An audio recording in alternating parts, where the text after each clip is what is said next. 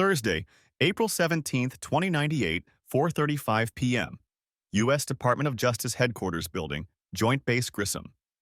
I had just finished my coffee and looked at my watch. It had been a very long day, and I couldn't wait to get it over with. I had spent 3 hours giving testimony and answering questions before I was placed in this tiny room with nothing but a television and my own thoughts to keep me company. I was asked to wait here until further notice, but that was over 2 hours ago. Surely, I thought, the council must have come to some conclusion by now. Suddenly, the door opened and my legal representative, Commander Tom Baker, entered the room. "The council has just adjourned for the day, Lieutenant Jones," he said. "That's me, by the way. William Jones. Bill to my friends and family.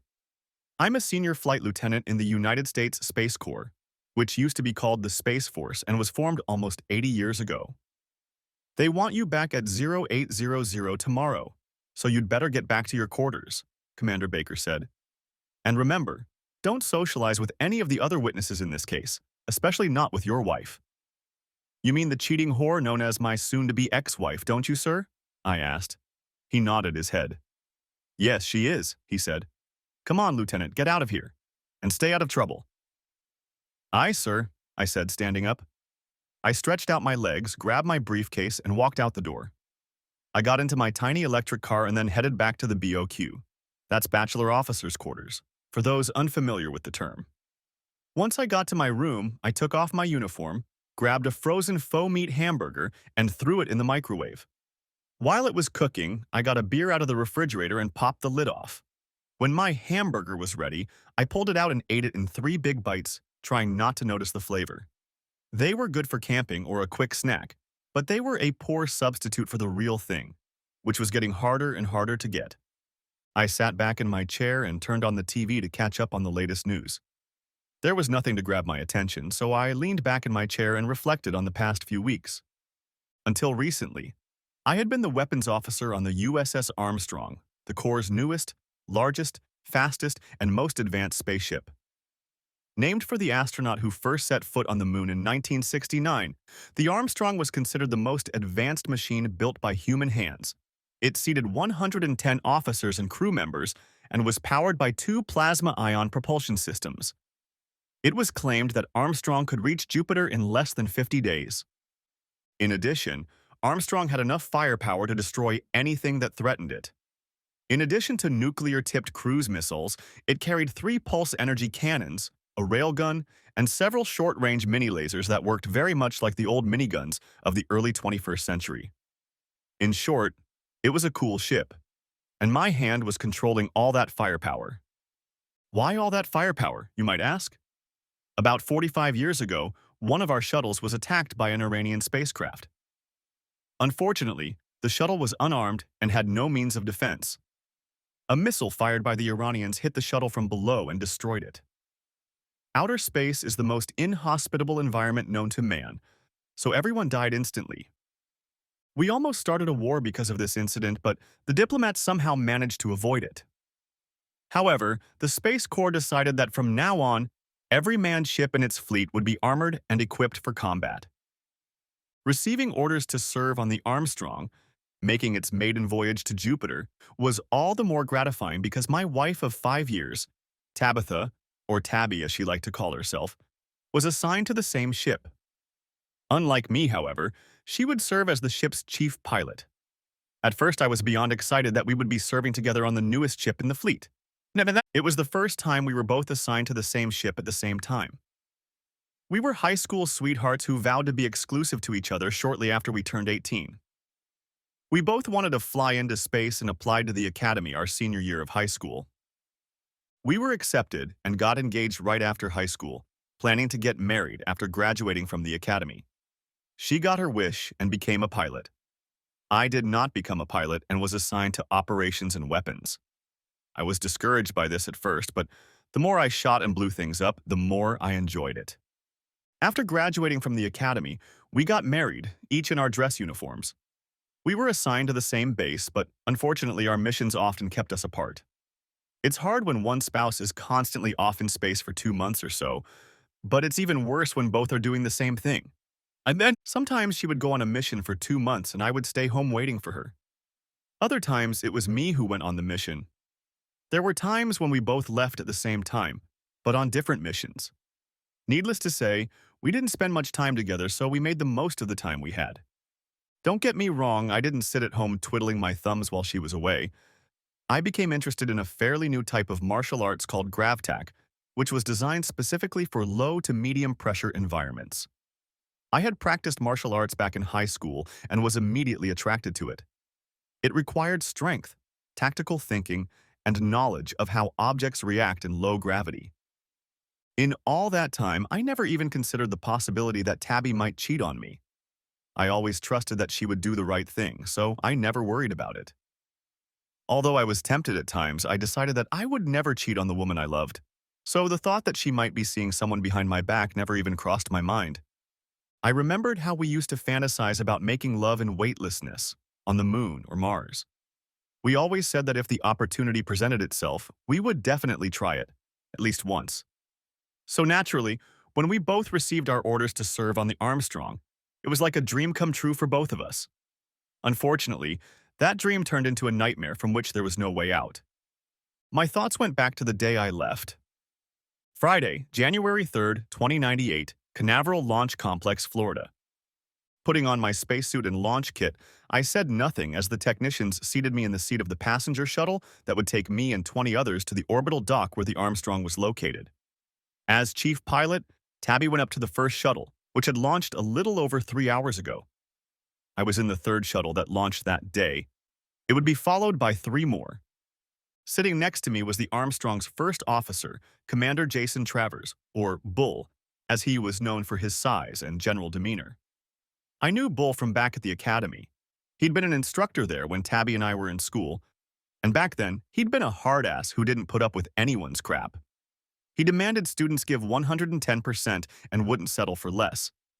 He was also Tubby's counselor at the time. I'd taken a few of his classes, but other than that, I'd had little contact with him. "So, Jones, can't wait to finally serve with your wife?" Bull asked. "Yes, sir, I am," I replied. "Well, it will go down in history," he said. "I hear we're going farther than anyone before us," I told him. "Jupiter, and back in less than 100 days," he said.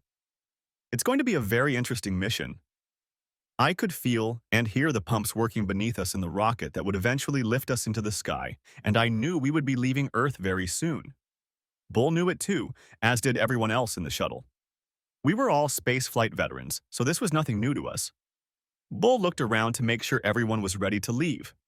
"So everyone says goodbye to Earth. That's it, so get over it," he growled, resting his head back on the chair cushion. We closed the visors and got ready to launch. We felt the car shake as the engine started, and then felt the tremendous force of gravity as the rocket began to take off. Looking out the window, I watched the clouds roll by as we rose into the sky. Soon the blue sky turned black and I could make out the curvature of the planet below. I never tired of looking at it. The shuttle shuddered as the boosters disengaged. I knew they would fall back to Earth and land near where we took off from so they could be used again. After about an hour, I saw some sort of structure in the distance. "There it is," Bull said, opening his visor. "We'll dock soon." Half an hour later, the shuttle approached the large open dock and brought its speed in line with that of the dock.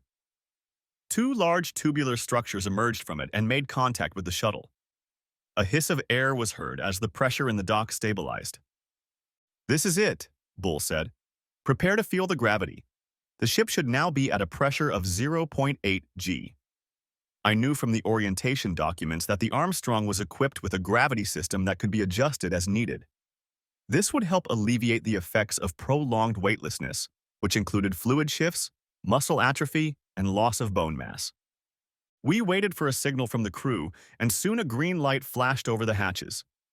Bull unbuckled his harness and stood up, ordering the others to follow suit. After he stepped out into the aisle, I unbuckled my harness and stood up, grabbing my bag. It was strange going from the near-zero gravity of the shuttle to the somewhat reduced but present gravity of the ship. After only a few steps, I could already feel the weight of my backpack and bag. "Station launch in 4 hours, people," Bull called out as we entered the ship. "Let's get going. There are 3 more shuttles right behind us." I already knew where our quarters were from the orientation materials, so I headed there first, hoping to see Tabby. Unfortunately, she wasn't there, but I could tell she was already in her quarters because her stuff took up half the space in our tiny closet. I put away my gear, took off my heavy spacesuit, and put on my normal flight suit. Grabbing my black uniform cap, I headed to the bridge to take my place at the weapons console. I had a lot of work to do before we could launch. When I got there, the bridge was bustling with activity. Tabby was working on the pre-flight checklist, so I left her alone. I turned on the console and ran the calibration procedures, then printed out the weapons list. I then walked over to the two cruise missile platforms, physically checked the serial numbers on the list, and made sure the locks were in place. I then walked over to each of the weapon stations and made sure they were locked and ready for immediate use. And I then returned to the bridge to report to the captain on my supplies. I had to wait for the medic to finish his report before I could present my supplies, but I was fine with that. When the doc left, the captain looked at me. I recognized him immediately. Captain Alan Simmons. "Lieutenant Jones," he said, taking my inventory sheet. "As I recall, we served on the Shepherd." "Yes, sir, we did," I replied.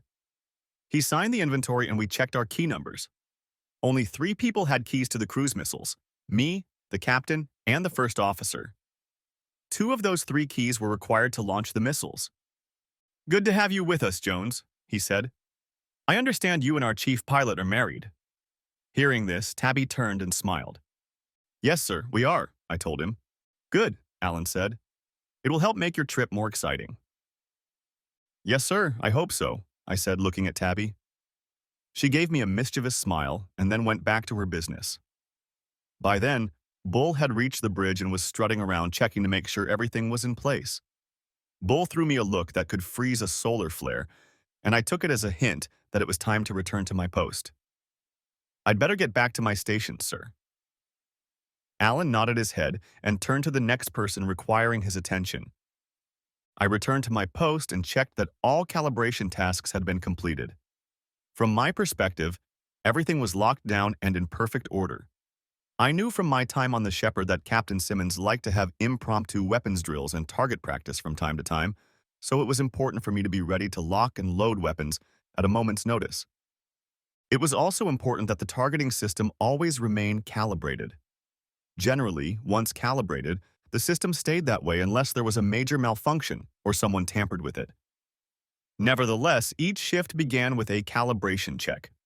Finally, Alan began a pre-launch check of each station while we all buckled into our chairs. "Operative," he called out. "All systems are ready for launch," Lieutenant Commander Alice Brewster, operations officer and my immediate supervisor, replied. "Engineering," Alan echoed. "All systems are normal and within normal parameters. Proceed to launch, sir," Chief Engineer Lieutenant Commander Brian Faulkner replied. "Weapons. All systems calibrated and locked, sir. All guns accounted for," I said. "Communications.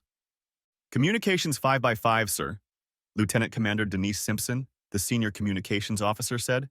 "Navigation. Course plotted and locked, sir.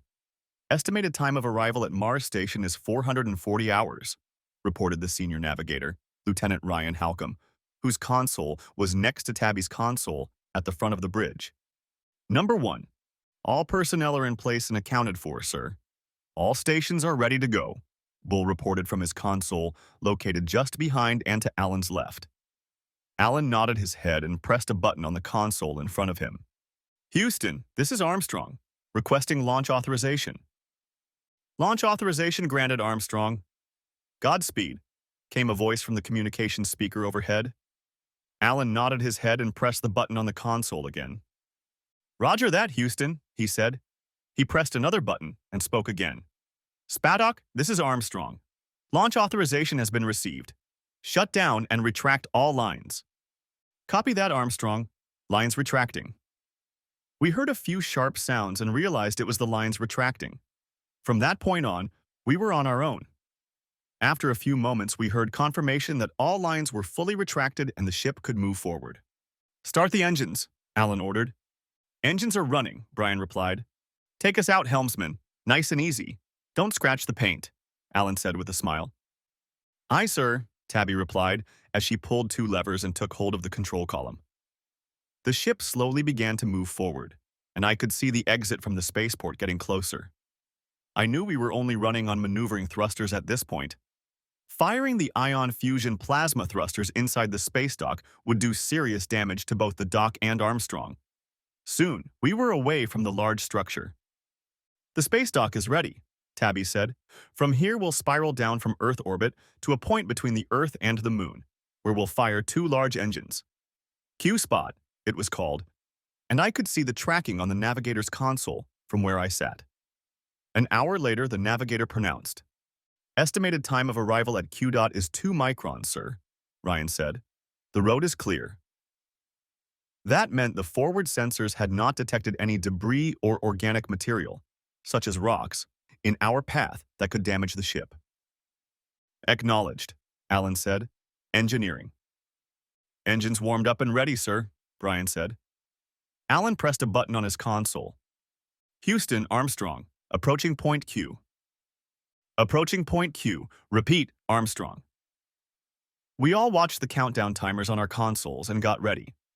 When the timer reached 0 o'clock, Alan spoke again. "Pump up the tires and light the fire, helmsman. Let's see what this girl can do." Tabby's hands fluttered over the console as she answered. "Inflate the tires, light the fire, aye, sir," she said. She slid the control levers all the way forward, and we all felt the initial force as the ion fusion plasma engines opened. We heard a faint hum as the engines increased speed, and felt the G-force build up. I realized that at this point we were flying through space faster than a human had ever flown. I looked at Tabby, feeling a sense of pride in the way she was handling herself and this huge craft. She looked back at me and I smiled, winked, and gave her a thumbs up. She smiled back. As I looked at Bull, I thought he was about to explode, so I went back to my console. About an hour later, I got my first clue that all was not going to be well on this voyage when Bull posted the officer's schedule on the bridge. I wasn't surprised that he posted the schedule. Usually the first mate did it. But I was surprised to see that I'd been put on the second shift. You must realize that in space there is no such thing as night or day. Our chronometers, like all the other ships in the Corps, are synchronized with the chronometers in Houston. When night falls in Houston, the lights on the ship are dimmed considerably to let the crew know that night has fallen. This usually happens during the second shift.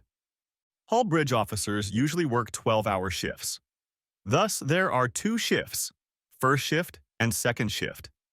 The Corps has a long tradition of putting the senior bridge officers on the first shift and the less experienced and lower-ranking officers on the second shift.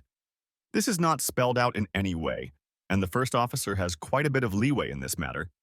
But it was still frustrating when Bull put me on the second shift. It was almost like a demotion. Worse, it meant that Tabby and I would have almost no time together since she would be working the first shift. If I was lucky, we might get to see each other for a few minutes during my shift. To say I was pissed off was an understatement, and Bull knew it. "Is there a scheduling problem, Lieutenant?" I heard Bull ask. I looked up and saw him in front of my console. By this time, Alice had come up to me. She had obviously seen the schedule too and was as interested as I was in hearing his explanation. "Am I still the senior weapons officer, sir?" I asked. "Of course you are," Bull replied. "Then why am I working the second shift?" "Because I think it's the best place for you," he said, his voice beginning to draw attention. "Look, Lieutenant, if you have a scheduling problem, work it out with the captain, through me." By this time, Alan had walked over to my console. "Is there a problem, gentlemen?" he asked. "Lieutenant Jones doesn't seem to like the schedule on the bridge, sir," Bull said. Alan looked at the schedule and frowned as he read it. "I can understand how he might feel, number one," Alan said. "It's very unusual, don't you agree?" "Yes, sir. Under normal circumstances, I would agree," Bull said. "I simply believe that Lieutenant Jones's knowledge and experience is best utilized on the second shift. And I believe it will give us an opportunity to train some of the other gunnery officers, to give them experience on the bridge on the first shift." At that moment, my delusion detectors went off. I couldn't believe the nonsense he was spouting at the captain. "So, is that the only reason, Commander, or is there something else?" Alan asked. Obviously, he didn't believe it either.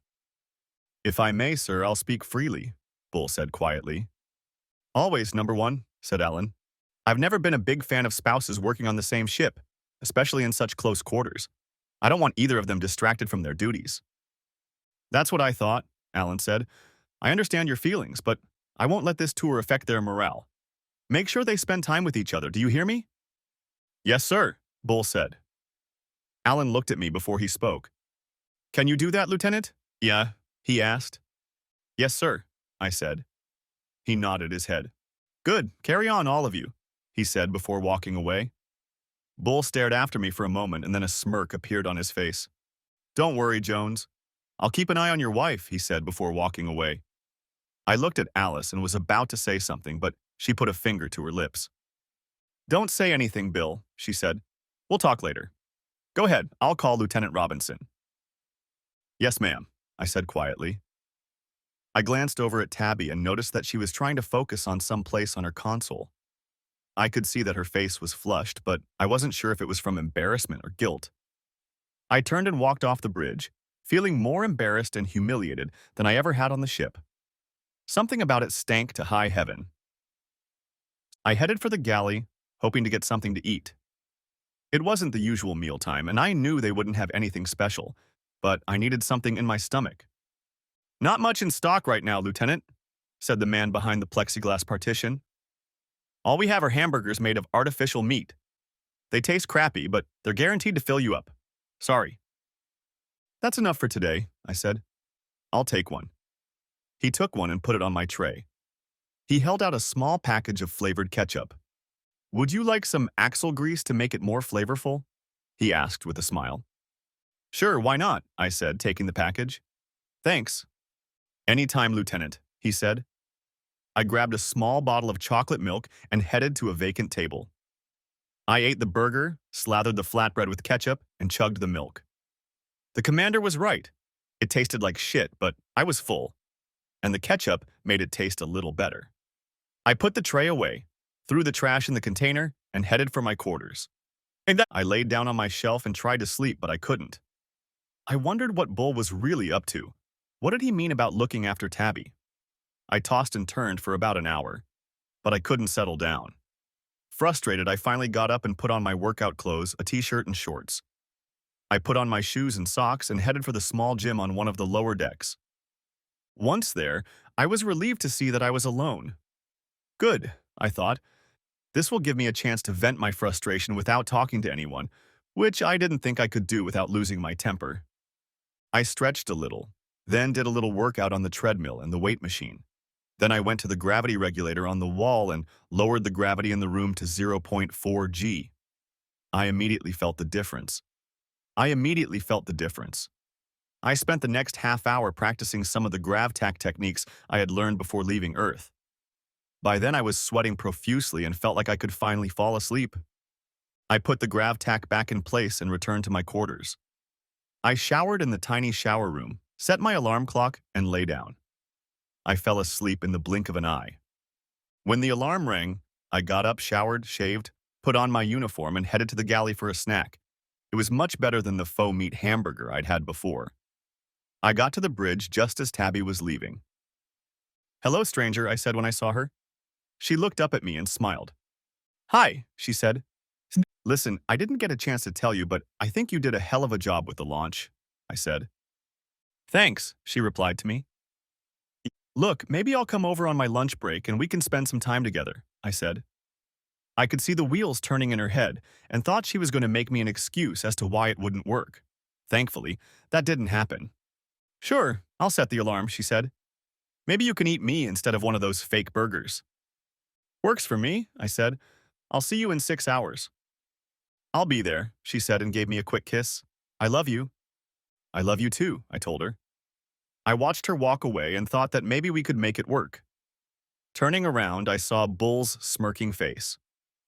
About damn time you showed up, Jones, he said. I glanced at my watch. My shift doesn't officially start until 15 minutes from now, Commander, I said. I just wanted to talk to my wife before going on duty, if you don't mind, sir. For a moment, I thought he was going to pounce on me, but he calmed down. Yes, all right, he said, and walked further down the hall. I went out to the bridge and took over from Lieutenant Robinson. He handed me my shift and walked out. Alice came up to me as I began the calibration procedure. How are you holding up? She asked. I'm fine, ma'am, I replied. Drop the ma'am thing, Bill, she said. We've worked together before. Seriously, how are you holding up? It's not easy, but I'll get through it, Alice. Thanks for asking. You're welcome. Look, I know you have a lot on your mind, but I think you need to take care of your wife and Commander Travers. I looked at her, shocked. Nah, do you think there's something between them? I asked. Maybe. Call it female intuition if you want, Bill. I just have a feeling there's something going on there. I've seen it before. Little glances here and there, that sort of thing. Nothing overt, but there's definitely a spark between those two, she said. Got it, Alice. Thanks for letting me know. I plan to meet with her on my lunch break. Hope that helps, I said. I hope so too, Bill, she said. Should I tell the captain? I asked her. She shook her head. Not unless you have hard evidence against them. That kind of accusation against a senior officer could backfire and severely damage your career, she said. Just stay alert and try to keep your wife alert. I'll keep an eye on things during the first shift. Okay, Alice, I said. Thanks for the heads up. She nodded her head and left the bridge. I checked the calibration procedure and went to inventory the cruise missiles and inspect the weapon stations. When I returned, Alan was already waiting for me. Would you like to practice target practice? He asked. Hell, I'm always up for target practice, I thought to myself. Yes, sir, I told him. Good, he said. Launch some drones and see what you can do. I set the station to launch a series of 5 drones, then activated the short-range mini-lasers. They acted just like the old miniguns. A series of 6 powerful and very hot lasers were set up just like the old Gatling guns. The laser fire from these weapons was very intense and could burn through several inches of armor in the blink of an eye. I once saw them cut an old armored battleship in 2. The belt armor on it was over 12 inches thick, but the lasers cut through it like a hot knife through butter. Once the drones were launched, I aimed the mini-lasers at them. The system was designed to track and fire on up to 10 targets simultaneously. It only took a second or two for the lasers to destroy the drones. I glanced at my console and saw the message. All targets destroyed. Good job, Lieutenant, Alan said with a smile. Thank you, sir, I replied. He got up from his chair and walked over to my desk. I'm going to get some rest, Lieutenant. It looks like you'll be the senior officer on watch, so why don't you take the center chair? I'll be back just in time for your lunch break, he said, with a knowing smile. Having served with Alan before, I knew him as the Power Nap King. He was one of those people who could stay awake for almost 24 hours with only 3 or 4 hours of sleep. I assumed it came with years of command experience. Yes, sir, thank you, I said in reply. He left the bridge and I took his seat. It felt good to be sitting in the commander's chair. From here, I could keep an eye on everything that was happening on the ship. And then it hit me. Each crew member wore a device on their wrist that not only showed the time and served as an alarm clock, but also served as a communicator, a tracking device, and monitored our vital signs. All crew members were required to wear the device at all times. It was only allowed to be taken off when showering. So I turned on the tracking monitor on the command console and looked for Travers. The monitor showed that he was in his quarters. More accurately, the monitor showed that the tracker was in his quarters. Looking a little deeper, I noticed that he was in a deep sleep, and his pulse rate was normal for someone in that state. That could only happen if he was actually wearing the thing. I looked up Jones and was given 2 choices, William, me, and Tabitha.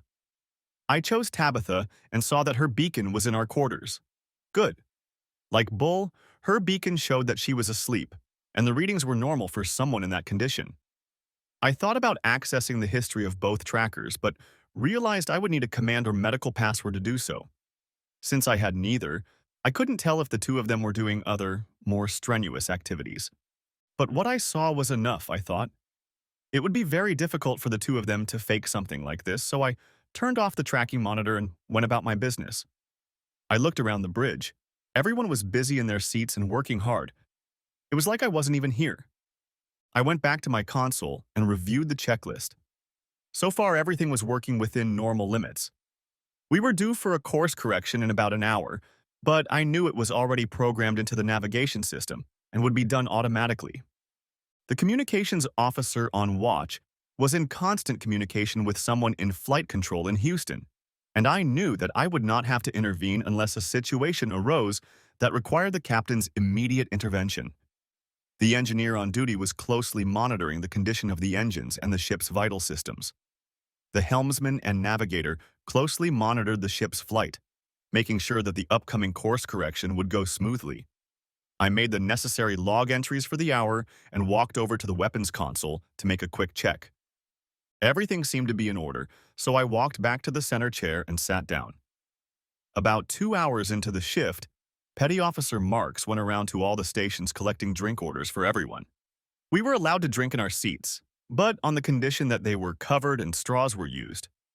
She left and returned a short time later from the galley, handing out drinks to everyone.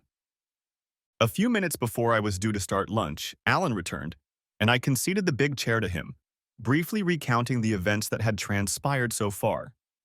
He nodded his head, sat down in the chair, and made an entry in his journal. "Thank you, Lieutenant," he said.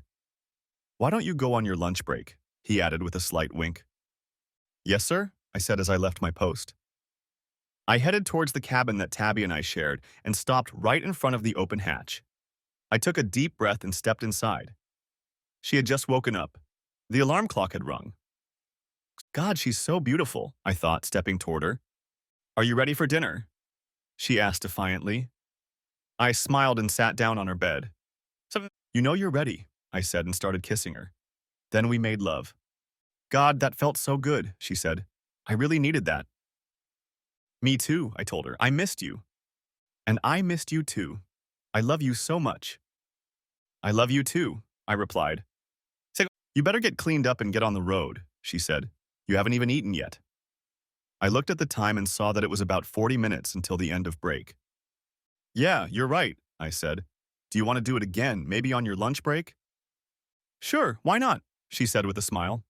Feeling a little better, I got out of bed, took a quick shower, and headed for the galley. Before leaving the cabin, I kissed her, then dimmed the lights and lowered the gravity level in the room to 0.7 Gs. I knew the only reason I could perform was because of my knowledge of GravTAC, and I knew Bull wasn't familiar with it. Keep in mind that doing this in space is a tricky business. Forget what you've seen in the movies. For starters, microgravity makes the blood rush to your head. Luckily, the gravity on the ship was defaulted to 0.8 G, which barely allowed us to enjoy each other. But it still wasn't easy. I had no doubt that if the gravity had been set lower than it is now, we probably wouldn't have been able to do what we did. Another problem is that microgravity lowers testosterone levels, and over a long period of time the heart can shrink, reducing the volume of blood in the circulatory system. These are just some of the reasons why NASA was against sending couples into space even a century ago. Another reason had to do with complications during pregnancy and childbirth. Nevertheless, over the years there have been many stories involving couples in orbit. I remember reading about a cosmonaut who spent 14 months on the Russian Mir station in the 1990s. According to the story, he became close to a female cosmonaut, which led some to believe they were doing dirty deeds in orbit. Kremlin officials denied the allegations, and the cosmonaut himself wrote later, "We don't need to talk about what we crave. Men think about these things. It is impossible to brush them off. But with time, these thoughts somehow subside," he wrote. He also said that his superiors suggested he bring a doll with him, but he was afraid he might get too attached to the inflatable toy. Many of the restrictions of the old Space Administration were carried over when the Corps began sending people into orbit. But the development of artificial gravity in the early 2090s made many of those restrictions moot. So the Corps backed off a bit and allowed married couples to have sexual relations in space, provided that birth control was used and the gravity level was 0.8 G. I felt much better as I ate my tuna sandwich and headed back to the bridge. When I got there, it was still 2 minutes until break. Alan looked at me as I took my seat. "Did you have a good lunch, Lieutenant?" he asked. "Yes, sir, a very good lunch," I answered him. He smiled and nodded his head. "Good, carry on," he said, and went back to his console. The next 17 days went pretty much the same. Tabby came to our quarters several times during our lunch break, and of course I joined her on my lunch breaks whenever possible. Being able to see each other at least part of the time helped me get through this part of the trip. I didn't see Bull as much during this time, and that helped too. Of course, I still had some concerns, but I hadn't seen or heard anything to suggest that anything suspicious was going on. Alice kept me informed, but said she hadn't seen or heard anything either. When we got to Mars Station, I began to think I may have made a big deal out of it. After the Armstrong docked at Mars Station, I put on my Class C uniform, anticipating shore leave with Tabby. But my hopes of spending time with her at Huygens Base, a domed structure named after the Dutch astronomer who drew pictures of the red planet with a telescope of his own design, were dashed when Bull informed me that there was a problem with one or more of the weapon stations. What? I asked, shocked. I'd last checked them only a few hours ago during my shift, and there hadn't been any problems with them. I looked at Lieutenant Robinson. Were you aware of any problems? I asked him. He shook his head. Just before the dock, sir, he told me. There was something very suspicious about that, and I was determined to get to the bottom of it. We're only here for 72 hours, Bull said. And by the time we'd launch, these weapons should be ready to go. So you'd better get on it, Jones.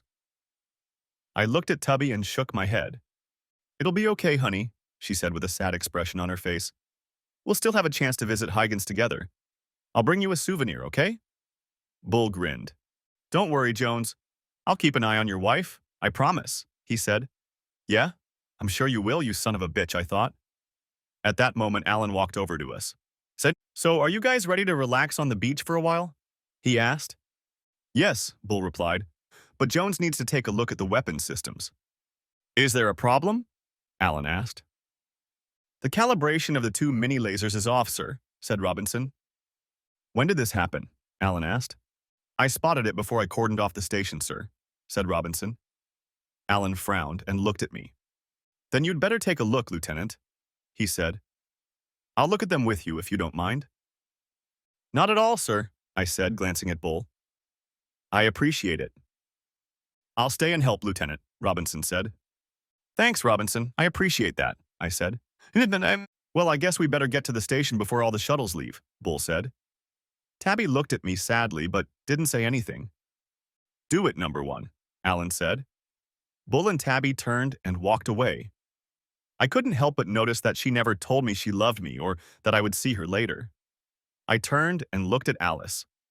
This stinks to high heaven, Bill, she told me quietly. I'll keep an eye on them over there. Thanks, I said. She smiled and patted me on the arm before walking away. Well, I guess I'd better change into my work clothes, I said. What lasers did you have trouble with? Number 2 and number 5, sir, Robinson said. Okay, I'll take number 2 if you can check number 5. But we need to check them all, I said. On my way, sir, Robinson said. I turned to leave and saw Alan looking at the door that Bull and Tubby had come out through earlier. I could see the wheels turning in his head. No, I'll change and meet you at the second laser station, if that's okay with you, sir, I said. I'll meet you there in a few minutes, he said. I grabbed my tool bag and left the bridge. I had been at the station for a few minutes when Alan appeared next to me. I noticed that he had changed back into his work uniform. What's that word? He asked. Just getting ready to remove the control box cover, I replied. I pulled out a tool and began to remove the cover. With the cover off, I looked inside and saw the problem. One of the gears that make up the drive system had sheared off and broken. The E-clamp that held it in place was also missing. I looked to see if it was lying around at the bottom of the sealed unit, but it wasn't there. It was missing completely. Shit, I said. What? Alan asked. Someone's been in that unit, sir, I said. The E-clamp is gone and the drive gear is sheared off and broken. What would have happened if a weapon had been brought into play? The force of the drive's impact would have completely destroyed the system. If lasers were firing at the same time, they could have cut through the hull, I said. Damn it! How do you think that could have happened? He asked. I shook my head. Someone must have done it on purpose, I said. I don't understand how a clip can just go missing like that. The thing is, devices like this are usually sealed. You can only get inside with a special tool. This one here, I added, holding the tool in my hand. Can it be repaired? He asked. Of course, I said. There are spare control units in the armory, but it's not a part that usually breaks, and we only have 2 spare control units. Hopefully, none of the others are damaged. How long will it take to repair? We have to disassemble the entire unit, install a new control unit, test, adjust, and calibrate. about 8 to 10 hours in total. And that's assuming there are no other problems. Damn, he said. All right, install the new control unit. Do you need my help? Although it was time-consuming, it was a one-man job, and I really didn't need his help. Still, what he offered meant a lot, and I grew to respect him even more for it. I shook my head. No, sir, I can manage, but thanks for asking anyway, I said. Besides, there's only room for one pair of hands. At that moment, my wrist communicator beeped. I looked over and saw it was a call from Robinson. Jones, come on, Robinson, I said, turning to the communicator. Boss, it looks like the E-clamp has broken off and the drive gear is completely sheared off, he said. I looked at Alan. We need to replace the entire control box. Good, I said. Get to it. Contact the armory, have them check all weapon platforms. On it, he said. What's the likelihood of two control units failing at the same time? Alan asked. Very slim, I said. I've never seen one of these units break down like that, let alone two at the same time. These are probably the most stable platforms in our arsenal. Could it be a manufacturing problem? He asked. Very unlikely, sir, I said. These devices go through extensive testing before installation. I've worked with hundreds of these devices and I've never seen this happen. Good. I'll have to report this to Houston, Alan said. We'd better get the engineers from the Martian station down here and run a full level 5 diagnostic. It's hard to believe a trillion-dollar spacecraft can be stopped by a 50-cent E-clip. I grinned. Report back to me as soon as you're done. Yes, sir, I said. I watched him make his way out of the cramped quarters and went back to my work. When the control box was completely removed, I took a closer look at it to see what else I could find. There, on the inside of the hull, was a dark spot. It didn't look like transmission grease. Looking closer, I realized it was blood. Whoever had sabotaged this device had cut their hand on the hull. I got some tweezers out of my toolbox and was able to take some of the substance. I put it in a small plastic bag, sealed it, and put it back in the tool bag. I intended to take it to a medical facility for DNA testing. By then, one of the gunsmiths had brought in a new control box and took the old one away. I went back to my work and tried to concentrate on what I was doing, but it was difficult. I was thinking about who could have done this and why. And then it hit me. Bull had done everything he could to keep Tabby and me apart on this trip. First, the shift schedule had changed. Of course, he offered an explanation. Alan accepted it, but I didn't believe it. Then this happened. What did he say when he and Tubby left for Hughes? Something about taking care of Tubby? Maybe. The thought that Tabby might cheat on me with him made me furious and nauseous at the same time. I knew Bull had been her counselor at the academy, and I also knew they'd served together a couple times since then. Had she really been having fun with him even then? I finally finished installing the new control box and did a dry test. Everything seemed to be in order, and I made an entry in the maintenance log. 10 hours of my life were gone. 10 hours that I would never get back. 10 hours I was to spend on Huygens with Tabby. Finished, I looked through the entire journal, but saw nothing that would give me a clue. I saw Robinson as I climbed out of the access tube. How did it go? I asked him. The new unit is in place, sir, he said. The gunners checked the rest of the stations and haven't reported any other problems. Anyway, I want a full visual inspection of everything, as well as an inventory of all weapons and missiles, I said. I know it will ruin your shore leave, but it needs to be done. I understand, sir, he said. I'll get on it.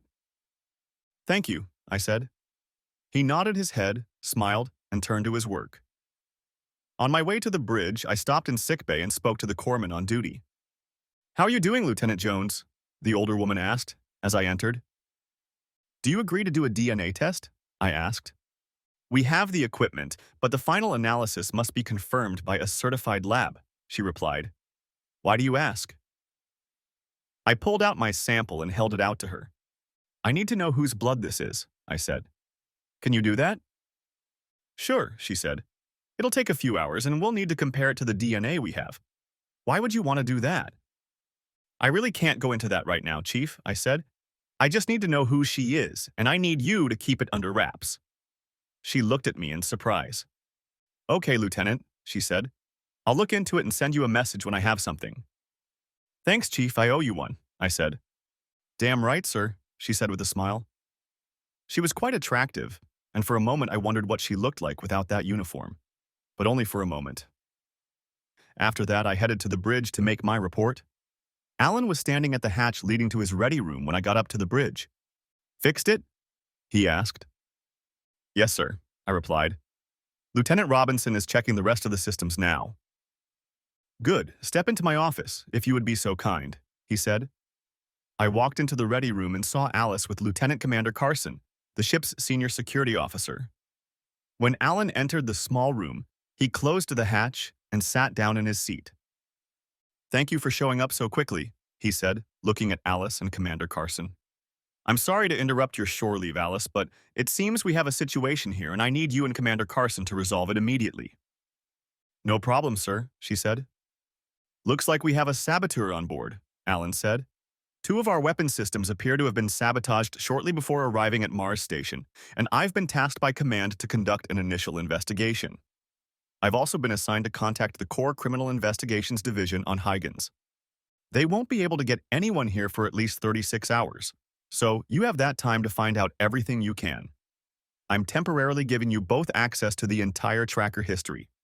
I want to know who accessed these armed devices, and I want to find out as soon as possible.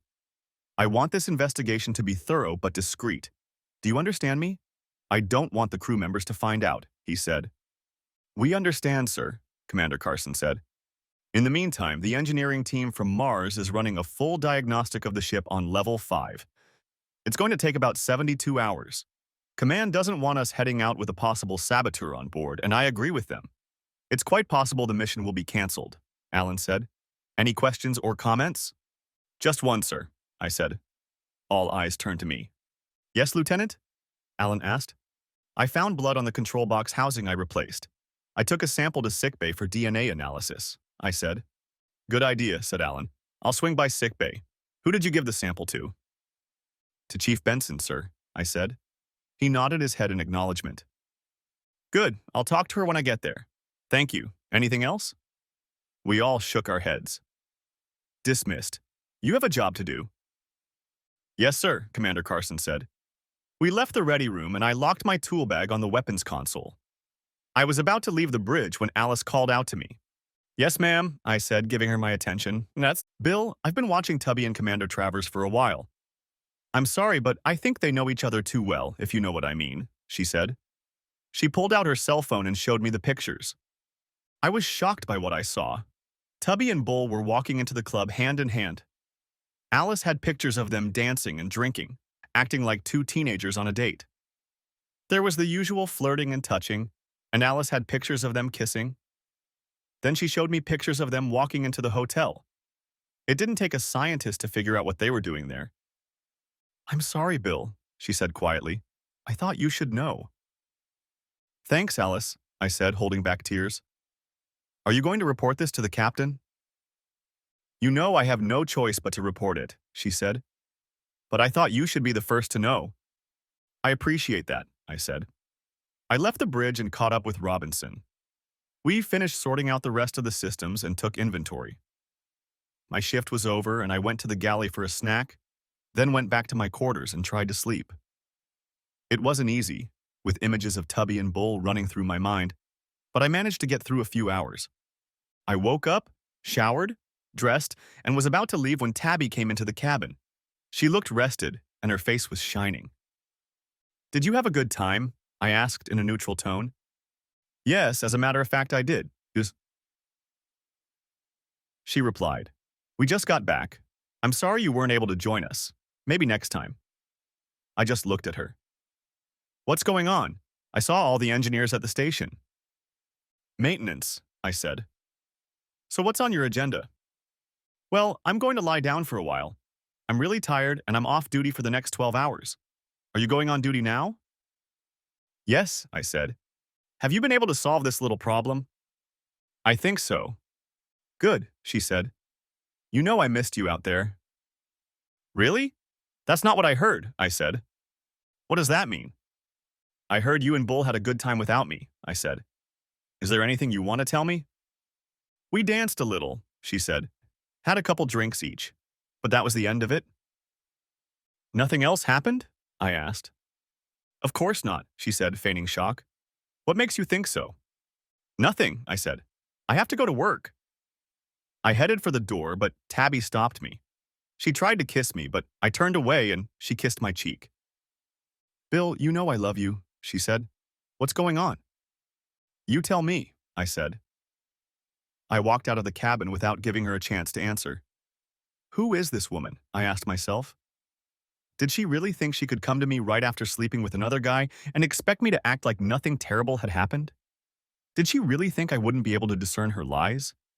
I walked into my station and realized I hadn't seen Bull. I went about my normal business and moved on to my current diagnostics. About 7 hours into my shift, I realized I hadn't eaten anything, so I went out and took a lunch break. I decided to go to my quarters and see Tabby for a bit before returning to duty. I had planned to talk things over with her, but when I opened the hatch, what stood before me was something no husband should ever have to see. On the double bed that Tabby and I shared, Tabby was lying on top of Bull. I felt an increase in gravity and looked to see that the gravity in the cabin was set at 0.9 g. They both turned around to see who was standing in the open hatch. Tabby jumped down and he turned to me with a smirk on his face. "Close the damn hatch," he growled. "What are you, some kind of pervert or something? Do you like to watch?" "What's going on here?" I asked. Tabby found something interesting on the deck to gawk at while Bull rose to his feet. "What does it look like, Lieutenant?" he asked, pulling on his clothes. "Didn't they teach you sex education in school?" He finished putting on his flight suit and headed toward me. "Let's take a walk, Lieutenant. We need to talk." He turned to Tabby. "I'll be back and we can finish this conversation later." Tabby looked at me with sad eyes. "I'm sorry, Bill," she said quietly. "We'll talk about it later," I said. Bull shook his head. "No, Lieutenant," he said. "Come on, follow me." As we turned, I activated the video recording function on my suit. All of our suits had a TV camera function that could be activated when needed. I had a very bad feeling about this and I wanted our encounter to be recorded. "I must commend you, Lieutenant. It was a great idea to reduce the gravity in your quarters," Bull said as we walked down the corridor. "But you should know that I've been here a little longer than you have. It didn't take me long to realize what you did." "How long?" I asked. "You mean how long, sir, don't you, Lieutenant?" he asked with a smirk. I remained silent, encouraging him to continue. "Well, I suppose you have a right to know. It started in my second year at the academy. I was her counselor, you know? She came to me with a problem. I was able to solve it. But it cost her money. And it just kept escalating. You know, she almost broke up with you a couple times during your time at the academy. You see, once a woman gets a taste of Bull, she can't forget it anymore." "No." He must have thought he was being funny because he laughed at his own joke. I felt nothing but rage. I wanted to kill him on the spot, but I had no desire to ruin my career over this piece of shit. "So you entertain her every chance you get, huh?" I asked. "Of course I do, Lieutenant," he replied. "You know, you should be a goddamn investigator. Right, man. And that's the real reason you changed the bridge schedule, isn't it?" I asked. "Right again, Jones," he said. "And the reason you sabotaged those weapons systems," I added. "Just between you and me, yes," he said. "But you see, after the skipper informed me of the sabotage, I did a little investigation of my own," he added, taking the word investigation in quotation marks. "And what do you plan to do next?" asked I. "Are you planning to beat me up or kill me?" He laughed as we turned the corner and entered the elevator. He pressed the third deck button and waited for the elevator doors to close. "Of course not, Lieutenant," he said. "You think I'd kill a highly trained officer just for a piece of ass?" "For the moment, yes," I said. The elevator doors opened and he stepped out, gesturing for me to follow him. "That's where you're wrong," he said, "according to my investigation, which I've just completed." Confused, "You set about sabotaging weapons systems, hoping to frame your wife's lover. When she told you that she intended to divorce you for him, you became desperate and killed yourself." He stopped, and I saw that we were standing in front of the starboard airlock, an airlock that was on the opposite side of the station from where we had docked. The inner hatch was open, and I saw that all the spacesuits in the airlock had been removed. I also saw in his hand a semi-automatic pistol strapped to his right wrist. I wondered when he had time to put it on, and realized that he must have hidden it in his spacesuit. "You got it all figured out, didn't you?" I asked. "Yes," he replied with a smirk on his face. "Don't worry, Lieutenant. After you leave, I'll take care of her properly. For now, go to the airlock. You won't get away with it, I said. At this, he laughed. Yeah? Who do you think the command will believe? A pisket who can't even satisfy his own wife? Or a 20-year veteran of spaceflight? Now get to the airlock, he said. I looked around and assessed the situation. Glancing at the nearest gravity regulator, I saw that it was set at 0.8 G. Not ideal, but I figured it was for the best. It was now or never. I jumped up as high as I could and rested one hand on the bulkhead. I kicked as hard as I could, twice, and caught him off guard, hitting him in the face both times. The force of the blow threw him back into the airlock, where he landed on the floor. His face showed blood where I had hit him. As soon as he landed, I rushed to the control panel and quickly closed and locked the hatch. He shook his head, surprised at what had just happened. He looked at me, furious. "Open the damn door, Lieutenant," he shouted. "Just one question, Commander," I said. "What's that?" "Did Tabitha know what you were about to do?" "Of course she knew," he said. "It was her idea. Now open the damn door. I'm not telling you anything else," he added, raising his gun. He cocked the trigger and aimed right at me. "Now, damn it!" I looked at the controls before answering. "Yes, sir," I hissed, pressing a brightly lit button. His eyes widened as he realized what I had done. The outer door hissed open, and the air from the room rushed out. Caught off guard, he stumbled and quickly found himself in the harshest environment known to man. I watched his body tumble through space as he left the ship. I knew he would only last 15 seconds without a spacesuit. There is no pressure in space, and I knew that the air left in his lungs would quickly expand and painfully tear his lung tissue. He would either freeze to death or die of suffocation. I pressed the button to activate the comms. "Man overboard, number 2 starboard airlock," I said. Instantly, the alarm sounded and a crowd appeared at the airlock. I looked up and saw Alan running toward me. Next to him was Alice. A few moments later, I saw Tubby. "Commander Travers, sir," I said. I handed him a tiny disc with a videotape of the last few minutes. He admitted to sabotaging the weapon and admitted that he was having an affair with Lieutenant Jones. He also admitted that he planned to kill me and make it look like a suicide. It's all here. "Bull!" Tabby exclaimed, peering into the airlock. By now, the force of Bull's ejection had sent his body into an unstable orbit around Mars, and it would take hours to recover, if at all. She turned to me, tears streaming down her face. "You killed him," she screamed. "You damned bastard. You killed him. I hate you. Do you hear me? I hate you." "That will be enough, Lieutenant," Alan ordered. He grabbed Tabby by the shoulders and handed her to the orderlies. "Take her to sick bay, get her under control, then hand her over to security." He turned to me as the orderlies carried her away. "You know what to do, Lieutenant," he said sadly. "I have no choice. You are relieved of all duties for the duration of the investigation. I'll take over." "Yes, sir," I said quietly. "Okay, that's enough," Alan ordered. "Get back to work. There's nothing more we can do here." Before he spoke again, he turned to Commander Carson. "When she calms down, give her a statement. I don't want her anywhere near the bridge. Call Mars Station and find out how to recover Commander Travers' body." "Yes, sir," Carson said before walking away. Alan then turned to Alice. "Looks like you just got promoted, Alice," he said. "Until further notice, you're my number 1. You'll need to adjust your assignments on the bridge. After that, the mission will probably be canceled." "I understand, sir," she said. "Commander Carson and I have completed our initial investigation, sir. We would like to discuss our findings with you." "In my room, number 1, he said, immediately." "Yes, sir," she said. Before she left, she turned to me. "I'm sorry, Bill," she said to me. "You didn't deserve any of this." "Thank you, Commander," I said, and headed for my quarters. Once there, I pulled out all of Tabby's things and put them in her duffel bag. I didn't want her anywhere near me, and I knew she would probably be assigned the cabin originally designated for the chief pilot, which was now empty. A couple hours later, someone from security came and took her things. I didn't know where they'd taken them, and frankly, I didn't care. I flipped the rubberized mattress over and replaced the soiled linens, tossing the old ones into the laundry basket. I knew I would be confined to my quarters until further notice, and my access would be limited to the galley and gym. So I sat down at the computer console in my stateroom and began looking through the JAG forms until I found one that contained a request for divorce. I filled out the form requesting a divorce on the grounds of adultery. Since our marriage was under the jurisdiction of the JAG Corps, the divorce had to be filed by them as well. There was nothing to divide, there were no children.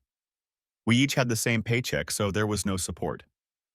It was a simple division. She would keep what was hers, and I would keep what was mine. I asked that she give up my last name and return her rings. After verifying everything, I clicked submit and waited for confirmation that the request had been received by the JAG system. It's amazing how fast the system works sometimes. Within 24 hours of the incident, I was already talking to not one, but two Huygens CIA agents. It was clear to me that they were trying to prove that I had acted out of revenge. The JAG officer they took with them to represent me at the interrogation did not allow me to make any statements that might incriminate me. I spent the next 24 hours in suspense, wondering if I would be taken into custody. I spent most of the time pacing back and forth in my quarters. I knew that what Tubby and Bull had done would now be common knowledge on the ship, so I purposely stayed away from the galley during the regular meals, so I wouldn't run into the rest of the crew. I was sitting on the bed when I heard a knock on the hatch. I wondered if it was station security coming to take me into custody and prepared for the worst. "It's open," I said.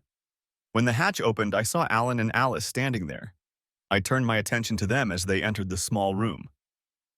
"As you were, Lieutenant," Alan said as he sat down in a chair. Alice sat down as well. I relaxed and sat back down on the bed. "They found Commander Travers's body at Mars Station. They also took the illegal firearm that was strapped to his arm. We've reviewed all the evidence, and the CIU report says you acted in self-defense. The tracking logs show that Commander Travers was at both weapon stations where the sabotage occurred, just before Lieutenant Robinson noticed the calibration error," Alice added, "and the DNA from the blood found matches the commander's. Put that together with what he confessed to you and it becomes clear that he was the one who sabotaged both of those systems," Alan said. "Your wife claims she knew nothing about the sabotage, but she supposedly knew what he intended to do to you." "But Travers told me it was her idea," I said. "Maybe it was, maybe it wasn't. Who knows? At any rate, she's being held in the brig as an accessory to Commander Travers's conspiracy to murder. She'll probably be charged with conspiracy, but that's up to the authorities on Earth." "So we're going back to Earth, sir?" I asked. He nodded his head. "That's right, Bill," he said. "The mission has been canceled, at least for the moment. Command intends to hold a board of inquiry when we get back." "Does that mean I can go back to work?" I asked. "It's taken some work, but I've convinced Houston that you're needed on the bridge since we're short 2 officers. Do you think you can handle both operations and gunnery control?" "Alice tells me you're ready for operational control." "Yes, sir," I said. "Good," he said. "We launch in 12 hours, so I want you rested and ready to go." "Thank you, sir," I said. "Is it okay if I see my wife? I need some questions answered." "Are you sure you want to do this, Bill?" he asked. "I'm absolutely sure, sir," I told him. He thought for a moment, then nodded his head. "All right, Bill," he said at last. "I'll authorize it, but on the condition that you be accompanied by Commander Brewster. Do you agree, Alice?" "Yes, sir," she said. "Correct," he said. "Well, get to work, son, and then get some rest. It's about time you started earning your paycheck." "Yes, sir," I said. He stood up, signaling the end of the meeting. When he left, Alice looked at me. "Are you ready, Lieutenant?" she asked. I nodded my head. "Yes, ma'am," I said. We got out of the car and headed for the brig, located on the lower deck of the ship. "Don't tell anyone I told you this, but Captain Simmons gave you a commendation," she said. "For what?" I asked, surprised. "He says that your actions saved not only your life, but the lives of many of your comrades. Had Travers fired that weapon while in the airlock, there is no telling what damage would have been done to the ship," she said. "Damn," I said. She smiled. "Congratulations," she said. Finally, we got to the brig and checked in with the security officer on duty. Then we walked to a tiny 7-by-6-foot cell where Tabby, dressed in an orange jumpsuit, was sitting on a bed. "What do you want, Lieutenant?" she asked with sarcasm and mockery in her voice. "It's Lieutenant now. Not even Bill or Lieutenant Jones," I said. "Okay, have it your way, prisoner. I only have a few questions and then I'll leave you alone." "Ask your questions, Lieutenant," she said, looking straight ahead, not even bothering to look at me. How long have you been having fun with Travers? Since my sophomore year at the academy, she replied. He was my counselor. I know, I said. And how did it all start? Do you really want to know? She asked. Yes, I know, I said. Okay, since you asked, I failed the test. He corrected it for me. I almost lost the assignment, but I didn't. Thanks to him, I was able to retake the test. I owed him a debt of gratitude, so I entertained him. I liked having fun with him, so I kept doing it. So you cheated on each other and then you repaid him by cheating on me. Is that right? Yes, she said. You have no idea how many times you had me within hours of him doing it. And you know what? I loved it. And you know what else? What? I asked, ready to vomit after what she'd just told me. He's been to places you could never get to. I'm surprised you were even able to feel me up after he entertained me. No. And you had fun with him all those times you worked with him? When we could, she said. You know it's almost impossible to keep busy in low class. That's why we did it before we left and after we got back. Did you ever love me? Or is it all a lie? I loved you, she said. But I liked having fun with him. And that's all it was, nothing more. You knew what he was going to do when we got on board, didn't you? Yes, I knew. I knew he was going to spread out the shifts so we couldn't see each other much, but he didn't think you'd find a way to carve out time to talk to me. To be honest, neither did I. But you tricked us both. So we decided to wait until we got to Mars, she said. All right. And you knew he was going to sabotage the weapons platforms? I knew he was going to do something, but I didn't know what, she said. All I knew was that he'd make it so you couldn't take shore leave. We didn't think you'd turn this into a federal case. And the fact that I threw myself out of the airlock was just icing on the cake, right? He told me it was your idea, was it? Did you really hate me so much you wanted to kill me? It was his idea, she said. But you put up with it. You never once did anything or told anyone to make it stop, did you? No, I haven't, she said quietly. And I'm sorry about that. I didn't think he'd really do it. Well, he tried, and he failed. And you're going to end up in jail for your part in it. I hope it was worth it. By the way, I've filed for divorce. Big deal, she said with a shrug. I shook my head and stood up. I was so proud of you the way you handled the ship. I loved you with all my heart, but now I wish I had never met you. I can't wait to testify against you at your court-martial. Goodbye, bitch. I turned to leave and heard her call my name. I'm sorry, Bill, she cried. Really, I'm sorry. Without looking back, I raised my middle finger and kept walking. After returning to Earth, Tabby was placed in a federal prison where she remained throughout the interrogation and court-martial. Several crew members, including myself, Alan, and Alice, were called to testify. We spent hours giving evidence and answering questions from several interrogators and senior officers. Worst of all were the days spent waiting for something, anything, to happen. The only thing that did happen was the approval of my divorce, which was received in early April. All that was left was to file the paperwork in state court, which the JAG officer said he would do. Finally, on Friday, April 18th, we were called into the hearing room to learn our fate.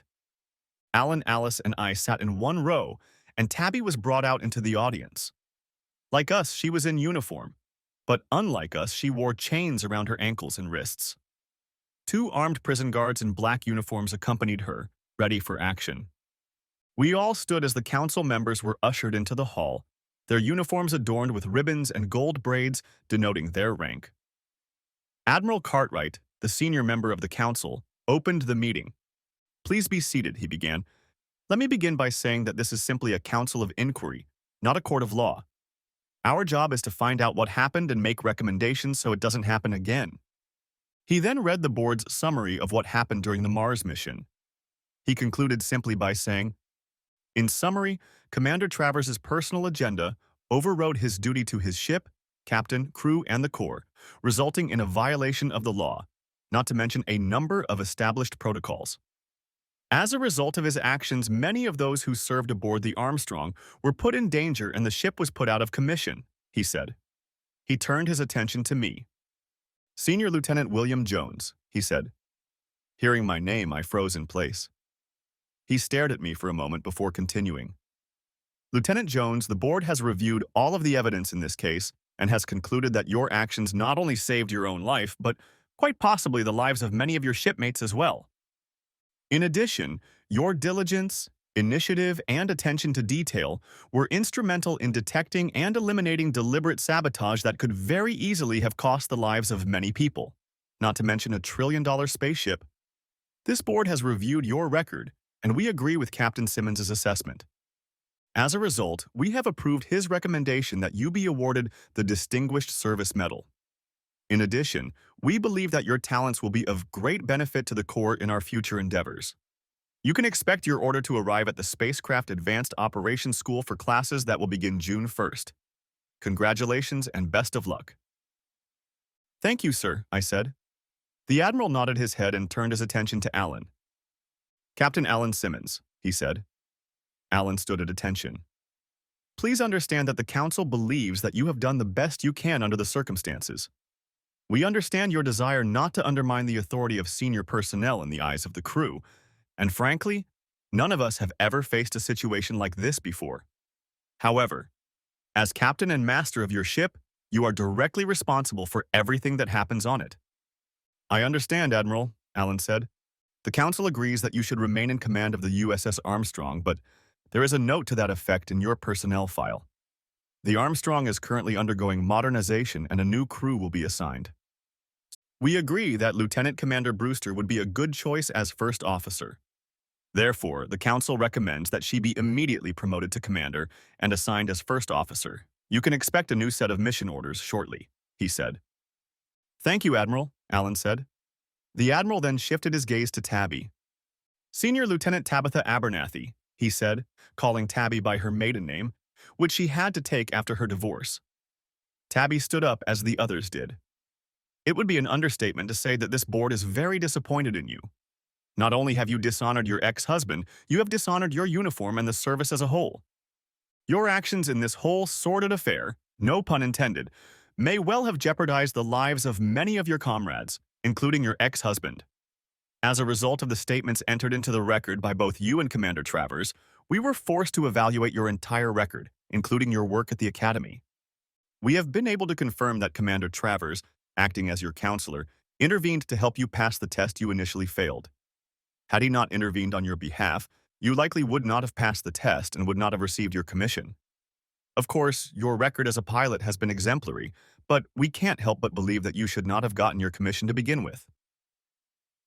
The sexual encounter you had with Commander Travers cost him his life and nearly cost the lives of your ex-husband and several other people. Your actions can only be described as unworthy of your position.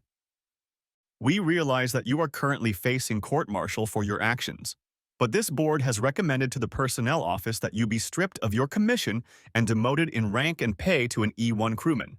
They have agreed, and your new rank and pay are effective immediately. Take her away, he said, turning to the guards. They turned her toward the door and started to lead her out, but she stopped, walking over to Alan, Alice, and me. Bill, she began, tears rolling down her face. Be careful when you address me, crewman, I said stiffly. She jumped up and looked straight in front of her, tears streaming down her cheeks. Permission to address you, Lieutenant, she said. Denied, I growled. Put that thing out of my sight, I ordered the guards. They froze in anticipation. Yes, sir. They took her under the arms and led her out while she sobbed. I didn't care what she said at this point. A copy of the Council's opinion will be sent to each of you and placed in your permanent file. The Council meeting is adjourned, Admiral Cartwright announced as he banged his gavel. We stood as the Council left the room. When they left, Alan turned to me. Well, that wasn't so bad, he said. Why don't we have a beer or something? I'm parched. That sounds good to me, sir, Alice said. What the hell? I added. We left the building and headed to the O Club, where we continued to enjoy a nice buzz. Epilogue. 17 months later, standing at the airlock leading to the Galileo station orbiting the dark side of Mars, I thought back over the past 17 months. Tabby's court-martial had concluded a month before I entered the School of Advanced Spacecraft Management. I had testified for the prosecution, of course, and had done so enthusiastically, though I hated to think of the time I had spent with her and Bull on Armstrong. When they brought her in, Tabby looked pretty damn attractive. This time she was wearing a crewman's uniform and no flying wings. She had lost weight, and her eyes were sad and sunken. She had lost everything she loved. her rank, her wings, the man she had once called husband and lover. She had also lost all hope of a career as a pilot. No matter what happened to her today, her record was forever tarnished, and she would never take the helm of another spaceship, civilian or military.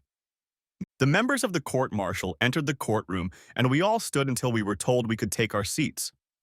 The judge looked at the members of the jury and asked if a verdict had been reached. "We have reached a verdict, Your Honor," said the oldest of the members, a full commander. Answering the question, the commandant said the jury found Tabby guilty of accessory to the attempted murder of me, but not guilty of the conspiracy charge. Apparently, the defense won the argument that it was all he said, she said, and there was no direct evidence that she actively participated in the conspiracy to murder me. However, there was ample evidence that she knew of Travers's plan to throw me out of the airlock, but did nothing to prevent it. The judge had no mercy on her and sentenced her to 10 years hard labor in a federal prison. At the end of that 10-year term, she was also to receive a dishonorable discharge. The judge thanked the jury and banged his gavel, concluding the case. Tabby was let out the same way she was brought in chains. She never once looked at me or tried to talk to me. I went to class, which was held in Florida near Cape Canaveral, and enjoyed the training. I also enjoyed the weather and the scenery, which included lots of naked female flesh. After a year and a half, we graduated, and I was promoted to lieutenant commander. I also received a series of orders that brought me here to Galileo. This station, unlike the Martian station, was a closed facility that orbited the red planet in such a way that it could not be seen from Earth. I had no idea what was going on here, and I was curious, to say the least. When the door opened, I was greeted by an attractive female captain who was taking my orders. I introduced myself and shook her hand. "Nice to meet you, Commander Jones," she said. "I'm Captain Hawkins. I'm familiar with your service on the Armstrong and have heard good things about you from Captain Simmons. I've also spoken to Alice Brewster." I looked at her and said nothing for a while. She told me what happened, and I'm sorry. I assure you there will be no problem with that here. "So, are you ready to look at your house in the next few years?" "Years?" I asked. She smiled and led me to the observation deck. When I joined her, she pressed a button and the glass in front of us dissipated. My eyes popped up to my forehead when I saw the monstrous ship in front of me. "This is the biggest, fastest, and most advanced ship in the fleet, Commander. And you will be my operations officer. So you are my number 2. Are you ready for adventure?" I saw her eyes sparkle when she said that. "Absolutely, Captain," I said. "Where are we headed?" "If all goes well, Commander, to Alpha Centauri." I looked at her, shocked. It was just over 4 light years away. "The plan is to break the light barrier. If everything works as stated, we'll be there in less than 2 years." "Is that even possible?" I asked. She smiled and nodded her head. "If the engineers are right, yes," she said. "Shit," I said. She laughed. "We launch in 15 days, Commander," she said. "You have a lot of homework to do, so you'd better get started on it. I like to give staff briefings at 0800 every day." "Yes, ma'am," I said. She held out her hand and I took it. "I have some business to attend to, but I'll be in touch." "Welcome aboard, Commander," she said before she left. After she left, I looked at the ship floating in the huge bay. I looked at the side of the ship and smiled as I noticed the name, USS Enterprise. Thanks for watching. I hope you enjoyed it, so subscribe to my channel and watch the next video.